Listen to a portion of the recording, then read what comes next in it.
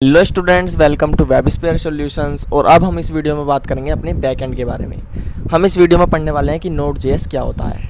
अगर मैं आपको सिंपल टर्म्स में बताऊं तो node JS is a JavaScript run time environment.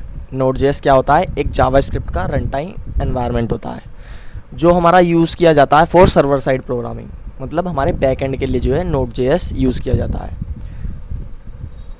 अगर मैं आपको जावास्क्रिप्ट की थोड़ी सी हिस्ट्री बताऊं तो जावास्क्रिप्ट जो होता था हमारा सिर्फ पहले ब्राउज़र्स में रन करता था।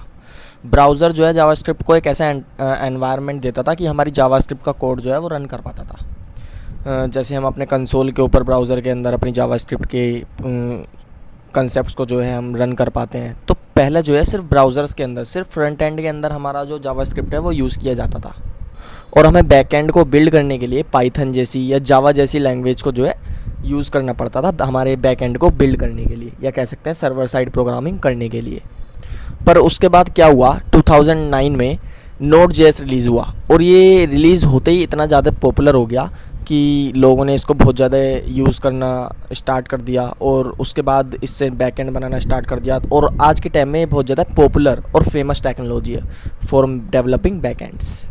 अगर मैं आपको नोड जेएस के दो सबसे पॉपुलर फेमस फीचर्स बताऊं तो सबसे पहले तो ये बहुत ज़्यादा पॉपुलर, बहुत ही ज़्यादा यूज्ड होने वाली टेक्नोलॉजी है जो ज़्यादातर काफ़ी सारी ऑर्गेनाइजेशन में, कंपनीज़ में जो है यूज़ की जाती है।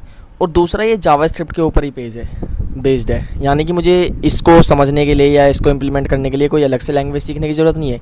इसका पूरा जो कोड होता है वो जावास्क्रिप्ट के ऊपर ही बेस्ड होता है। तो ये हमारे दो कुछ फीचर्स थे इंपॉर्टेंट नोड जेएस के।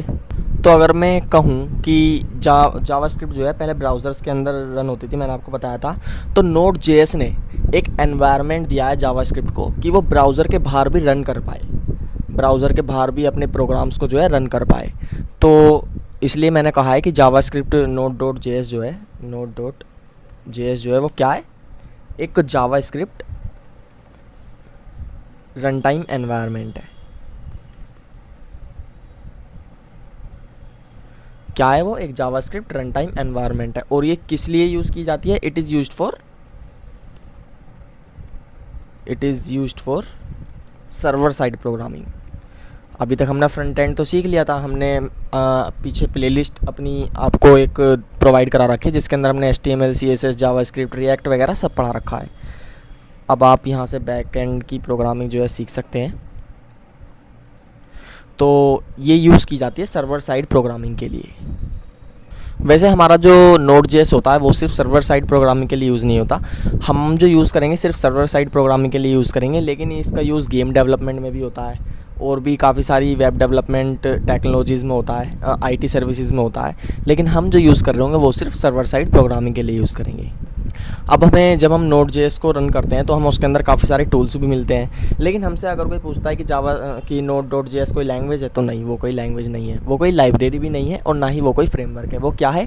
जावास्क्रिप्ट रन टाइम एनवायरनमेंट है जो ब्राउज़र के बाहर भी जावास्क्रिप्ट के कोड को अप्लाई करने का, इम्प्लीमेंट करने के लिए